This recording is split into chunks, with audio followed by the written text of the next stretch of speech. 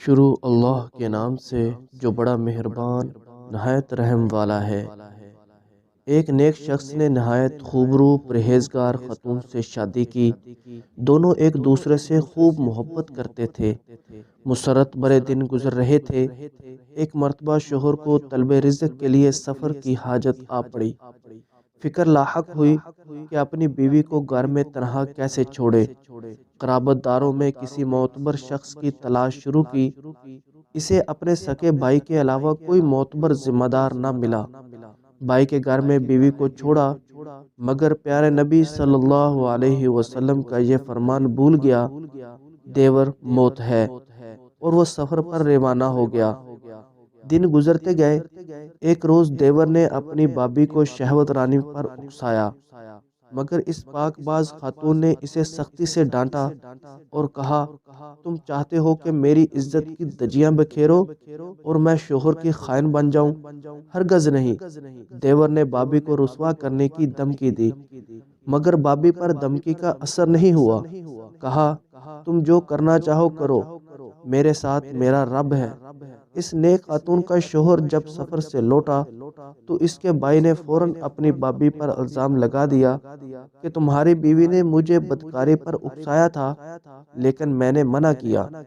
شوہر نے بغیر سوچے سمجھے اس وقت پارسا بیوی کو طلاق دے دی اور کہا، مجھے اپنی بیوی سے کچھ نہیں سننا ہے، میرا بھائی سچا ہے۔ وہ متقی اور خدا ترس خاتون گھر سے انجان منزل کی طرف نکل پڑی۔ راستے میں ایک بدو زاہد کا گھر پڑا۔ دروازہ پر دستک دی اور اپنی ساری کہانی عابد سے کہہ ڈالی۔ اس عابد گزار بندے نے اپنے چھوٹے بیٹے کی نگہداشت پر اسے مامور کر دیا۔ ایک دن عابد گھر سے کسی کام کے لیے باہر گیا۔ گھر کا نوکر موقع پا کر اس خاتون پر ڈورے ڈالنے لگا، مگر عزم و ثبات کی پیکر نے اللہ کی معصیت سے انکار کیا اور کہا، نبی صلی اللہ علیہ وسلم نے ہم سب کو تنبیہ کی ہے کہ کوئی شخص کسی اجنبی خاتون کے ساتھ خلوت میں ہرگز نہ ہو، اس لیے کہ ان کا تیسرا شیطان ہوتا ہے۔ نوکر نے خاتون کو دھمکی دی کہ میں تمہیں بڑی مصیبت میں پھنسا دوں گا، مگر اس پیکر عفت کے پاؤں میں لغزش بھی نہیں آئی۔ نوکر نے عابد کے بچے کو قتل کر دیا اور عابد کے گھر لوٹنے پر قتل کا الزام اس خاتون پر عائد کر دیا۔ اس اللہ والے عابد کو غصہ تو بہت آیا، مگر اللہ سے اجر کی امید باندھ کر صبر کر گیا۔ 2 دینار اجرت کے طور پر خاتون کو دیے اور گھر چھوڑنے کا حکم دیا۔ اللہ تعالیٰ فرماتا ہے، غصہ پی جانے والوں اور عفو درگزر کرنے والوں کو اللہ محبوب رکھتا ہے۔ اس خاتون نے عابد کا گھر چھوڑا اور شہر کی طرف رخ کیا۔ وہاں دیکھا کہ ایک بھیڑ ایک شخص کو پیٹے جا رہی ہے۔ اس نے پوچھا، تم لوگ اسے کیوں مار رہے ہو؟ ایک آدمی نے بتایا، اس کے ذمہ قرض ہے، یا تو قرض ادا کرے یا ہماری غلامی کرے۔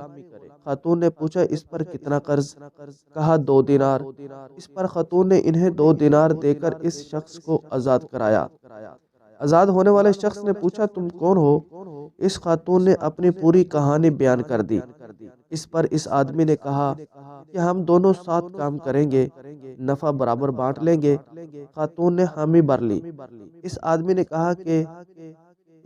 نے کہا، ہم یہ گندی بستی چھوڑ کر سمندری سفر پر نکلتے ہیں۔ خاتون نے کہا، ٹھیک ہے۔ دونوں کشتی کے پاس پہنچے۔ نوجوان نے کہا کہ سوار ہو جاؤ۔ وہ خاتون سوار ہو گئی اور وہ کشتی کے مالک کے پاس گیا اور کہا، یہ میری لونڈی ہے، میں اسے فروخت کرنا چاہتا ہوں۔ چنانچہ کشتی کے مالک نے پیسے دیے اور خاتون کو اس کی لا علمی میں اس سے خرید لیا۔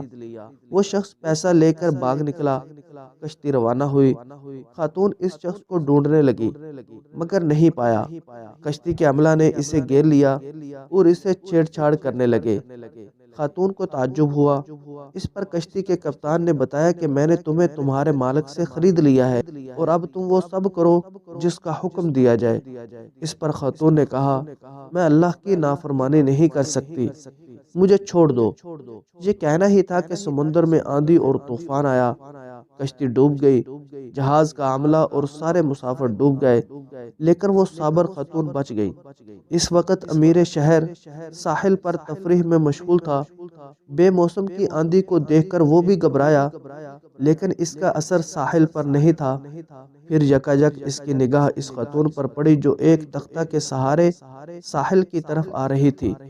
امیر نے اپنے محافظوں کو حکم دیا کہ اسے میرے پاس لایا جائے۔ اس خاتون کو محل لے جایا گیا۔ ماہر اطباء کی نگرانی میں اس کا علاج شروع ہوا۔ جب اسے افاقہ ہوا تو امیر شہر نے اس سے دریافت کیا تو اس خاتون نے ساری حقائق بیان کر ڈالی۔ دیور کی خیانت سے لے کر کشتی والوں کی شرارت تک سارے واقعے بیان کیے۔ حاکم شہر کو اس کے صبر نے مول لیا اور اس سے شادی کر لی۔ پھر اس خاتون کو امور سلطنت میں مشیر کار کی حیثیت ملی اور چند ہی دنوں میں اس کی زبردست رائے اور قوت فیصلہ کی شہرت دور دور تک پھیل گئی۔ وقت گزرتا رہا، نیک حاکم کا انتقال ہو گیا۔ اہلیان شہر اکٹھا ہوئے کہ کس کو اب حاکم امیر شہر بنایا جائے۔ متفقہ طور پر لوگوں نے اس ذہین اور عاقل خاتون جو امیر شہر کی زوجہ تھی کو اپنا امیر منتخب کر لیا۔ حاکم بنتے ہی اس خاتون نے ایک وسیع میدان میں کرسی لگانے اور شہر کے تمام مردوں کو حاضر ہونے کا حکم دیا۔ تمام مرد حضرات اس کے سامنے سے گزرنے لگے۔ اس نے اپنے سابق شوہر کو دیکھا اور کنارے ہو جانے کا اشارہ دیا۔ پھر اس کے بھائی کو کنارے ہونے کا حکم دیا۔ عابد کو بھی ایک کنارے کیا۔ پھر اس نے عابد کے نوکر کو دیکھا، اسے بھی مجمع سے الگ کھڑا ہونے کا حکم دیا۔ پھر اس خبیث شخص کو دیکھا جسے اس خاتون نے آزاد کرایا تھا، اسے بھی کنارے کھڑے ہونے کا حکم دیا۔ اب وہ خاتون باری باری فیصلہ کرنے لگی۔ سب سے پہلے سابق شوہر سے مخاطب ہوئی اور کہا، تم کو تمہارے بھائی نے دھوکے میں رکھا، اس لیے بری ہو، لیکن تمہارے بھائی کو حد لگائی جائے گی کیونکہ اس نے مجھ پر جھوٹی تہمت لگائی تھی۔ پھر عابد سے مخاطب ہوئی اور کہا، تم کو تمہارے خادم نے گمراہ کیا، لہذا تم بھی بری ہو، لیکن تمہارا خادم قصاصاً قتل کر دیا جائے گا کیونکہ اسی نے تمہارے بچے کو قتل کیا تھا۔ پھر وہ مخاطب ہوئی اس خبیث سے، تمہاری خیانت اور ایسی عورت کو فروخت کر دینے کے جرم میں جس نے تجھے غلامی سے نجات دلائی تھی، تمہیں حبس دوام کی سزا دی جاتی ہے۔ اللہ کی ذات پاک ہے، کسی کے بھی اچھے عمل کو ضائع ہونے نہیں دیتا۔ اللہ تعالیٰ فرماتا ہے، جو اللہ سے تقوی اختیار کرتا ہے، اللہ اس کے لیے ایسے راستے ہموار کر دیتا ہے اور ایسی جگہ سے رزق عطا کرتا ہے جس کا اسے گمان نہیں ہوتا۔ دیکھا آپ نے کہ کس طرح اللہ تعالیٰ نے کرب و بلا میں گرفتار خاتون کی مدد کی۔ تقوی مومن کا شعار ہے۔ شعار ہمیشہ باقی رہنا چاہیے، اس لیے کہ اللہ تعالیٰ تقوی ہی کی وجہ سے سخت حالات کو موافق و سازگار بنا دیتا ہے۔